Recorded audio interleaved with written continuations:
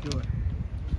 जी बिल्कुल, देखिए मैं हूं आपका होस्ट और दोस्त शाहरुख शाह और इस वक्त एक नई मुकाम पे एक नई स्टोरी के साथ हाजिर हुआ हूं। एक नई स्टोरी कस्टम मुकाम, क्योंकि स्मगलिंग के खिलाफ कस्टम एक भरपूर कार्रवाई जो है वो सर अंजाम दे रही है, जिसमें स्मगलिंग का जो भी आने वाला कराची में आइटम है उसको जो है वो रोका जा रहा है और उसके खिलाफ भरपूर कार्रवाई ना सिर्फ कस्टम मुकाम कर रही है बल्कि सिंध रेंजर समेत पुलिस के भी जो डिस्ट्रिक्ट किमाड़ी की पुलिस है वो भी स्मगलिंग को रोकथाम के लिए जो है वो काम कर रही है। आज एक कस्टम ने जो है वो एक अच्छा काम सर अंजाम दिया है, जिसमें एक गाड़ी जो कि बजरिया बलूचिस्तान से जो है वो कराची जा रही थी उसको जो है वो रोका है।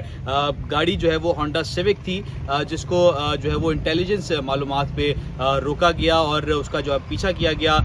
तो उसमें ये मालूमात थी कि उसमें 1 किलो से ज़ायद जो है वो चर्स मौजूद थी, जिसको जो है वो मुख्तलिफ जो है वो हिस्सों में, गाड़ी के हिस्सों में जो है वो छुपाया गया था। जिसमें अगर मैं बात करूं गाड़ी के जो है वो दरवाज़ों में, सीटों में और डिग्गी में जो है वो छुपाया गया था ये चर्स, जिसको कस्टम हुकाम ने पहले रोकने का इशारा किया और जब ना रोका गया तो उसका ताक़ुब किया गया। ताक़ुब करने के बाद उसको जो है वो ओवरटेक करके रोका।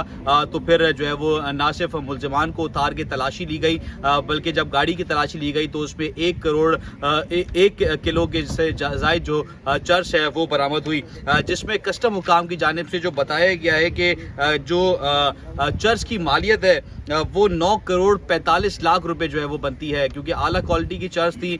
तो जब उसकी जो मिकदार जो हिसाब लगाया कि उसकी मालियत कितनी है तो 9 करोड़ 45 लाख रुपए उसकी जो है वो तख्मियाँ लगाया गया। और अगर मैं गाड़ी की बात करूं तो गाड़ी की जो मालियत है वो 38 लाख रुपए जो है वो लगाई गई है, क्योंकि होंडा सिविक का नया मॉडल था।